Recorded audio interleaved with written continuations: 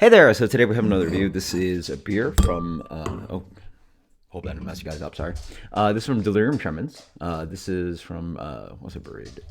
Brewery de Hoyga, Brewery Hoyga, yeah.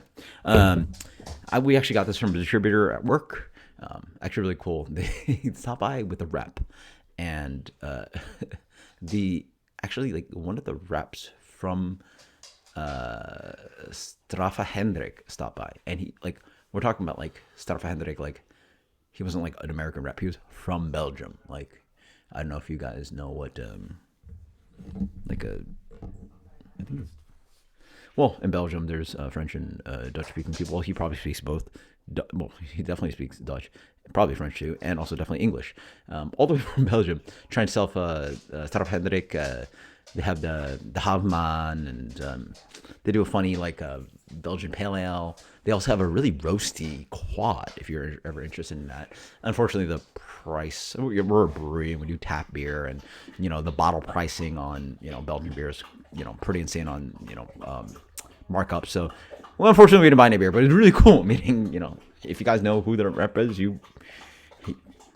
pretty, if you know Straf Hendrik, you probably know that guy. But really cool. Anyway, it has nothing to do with this beer specifically, but I thought it was a cool story. So, skip the story. This is Delirium Tremens. So, famous beer. This is notorious beer on draft that will get you absolutely wasted. I think as many beers. I mean, like beers that get you destroyed in drinkability and ABV. Excuse me. There's a cough going around. It really sucks.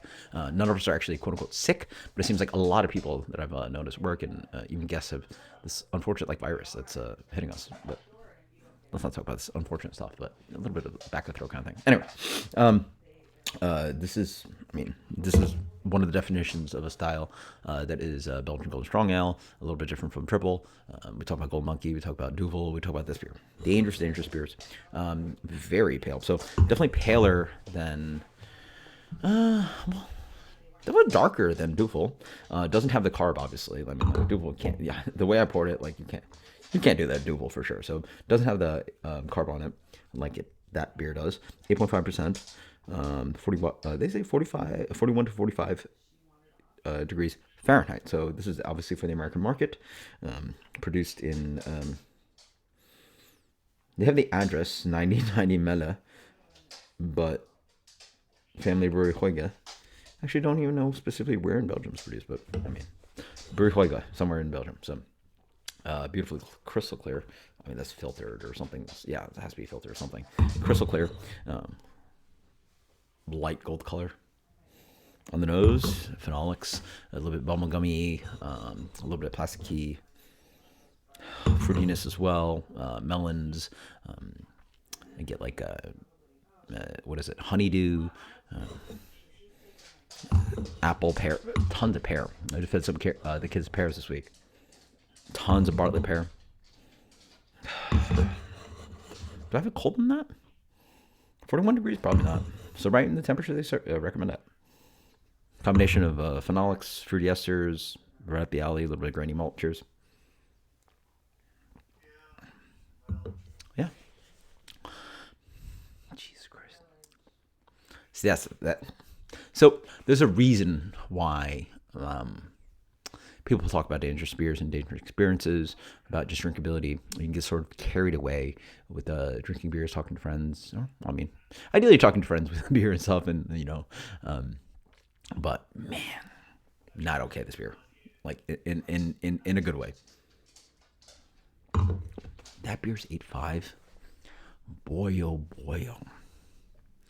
So for an untrained palate, boy, not even untrained palate. Don't let the guy warm. I mean, maybe allow it to warm up, but at the temp it's at now, which is like about 40 degrees, maybe higher. Yeah, 41. What do they recommend?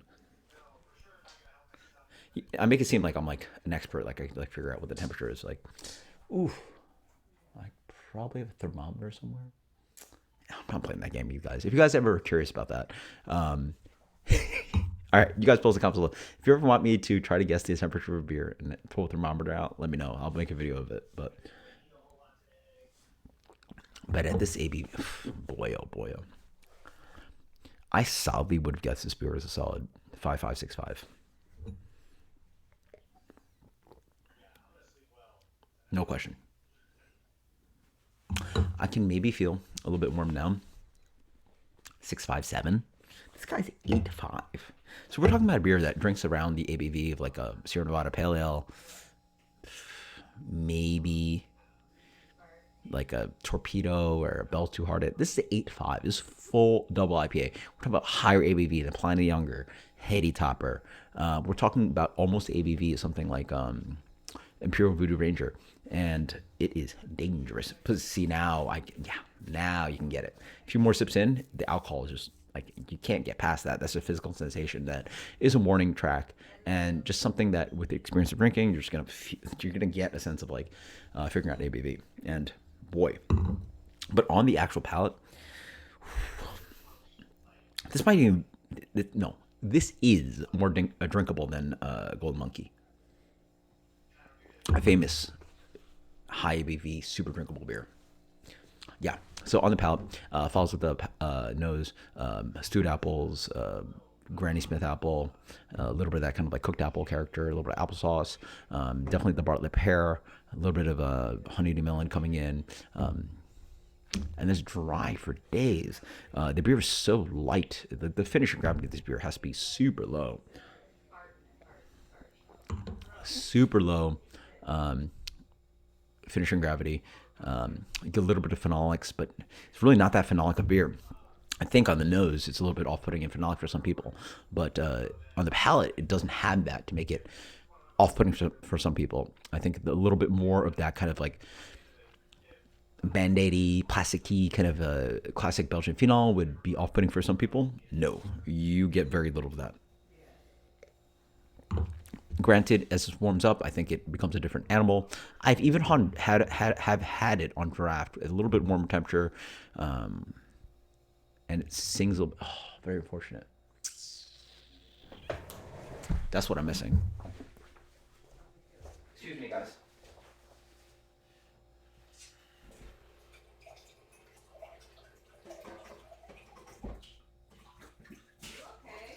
Me? Yeah.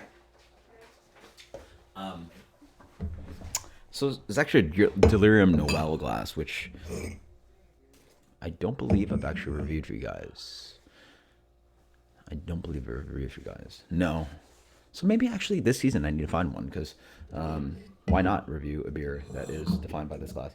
And I will say, throughout the years, I've broken a few glasses, not too many, but I've only kept a few glasses. I think I see my beer shelf right now, or glass shelf right now. I literally have 4 of the Spiegelau glasses that I got in the set. So, the fancy IPA glass, the snifter, blah, blah, a few of those. And there are very few glasses outside of that. I probably have a full Pilsner color glass. Probably have, I see right there, like proper beer, like glass. Less than 10. I've definitely had more in my life. But this is where we're at. Oh, it's obviously not beautifully clean, but try to do a fast shot for you guys. So yeah, it's in proper glassware. Okay, so it's better. So this glass is very tight on the nose. This one I feel is also warmed up too, so a little bit more open, more phenolic. I mean, obviously the beer is still the same. What a beautiful glass though. This is the one that I feel like is one of the, it has to be one of the early glasses I've bought, and I just love this guy. I mean, something with the elephants and the font and the sleigh. It's just like the gold, and it's one of my few snifter goblet kind of thingies.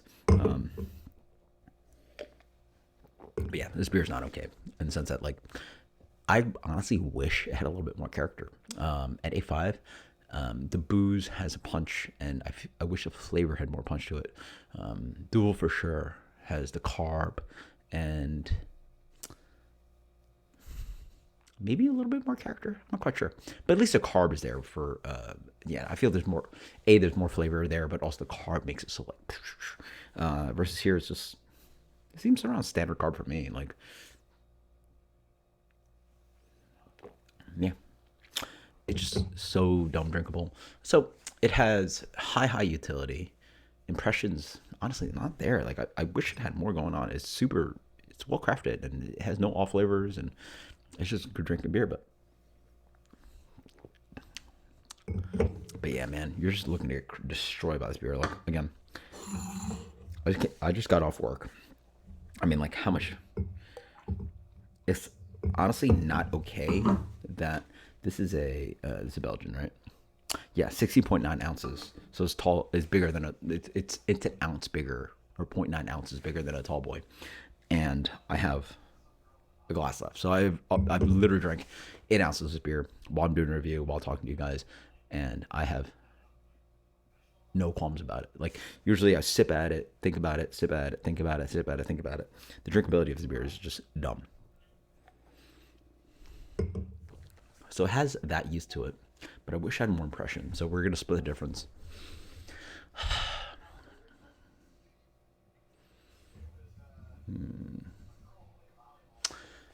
Excuse me. I will say I haven't had a an American example that really sings this well. The drinkability is so nuts, and I feel like American breweries like find a little bit more imbalance, unbalance, whatever you want to call it, a lack of balance to the phenolics and the fruity esters and the drinkability to get this beer so bone dry, to make it so drinkable. What makes it so drinkable? This has to be one of. Oh, sorry. Yeah. Okay. This is not right there. This has to be one of the most drinkable high ABV beers you can get. No question. And some people call out like Gold Monkey like that. No way. Not close. I want to say. I mean, maybe do a side by side. I should shout out to comments if you want to do. Want me to do one of those? But this is dumb. This beer is dumb. It's not okay. This beer's not okay. So there you guys go. Now gives me huge reminders of one of the biggest SKUs I had. One of my first jobs at a craft beer retail was at this beer, and I just remember a couple people buying 4-packs of this like they were like on fire sale. Just like one of our best sellers was this beer in 4-packs, and I can imagine why. The drinkability of this beer, and even the price point probably is pretty good. It's so dry and it leaves nothing on palate. You get, okay, let's go again. Grainy, a little bit of phenolic, fruity esters, a little bit of spice, a little bit of alcohol, and it's so disappearing. I didn't remember this about this beer. I think that's probably the issue about this beer. Anytime I probably had it, I completely forgot about it because it just gets you wasted. So I'm curious. Oh, I got home early today. Actually, was it open at work today at 10:30 a.m. So it's about 10 o'clock right now, and I don't want to think about or I'll try to remember what happens for the rest of the night, but it is what it is, and this is going to crush it. So I can feel getting drunk already, drinking this beer. So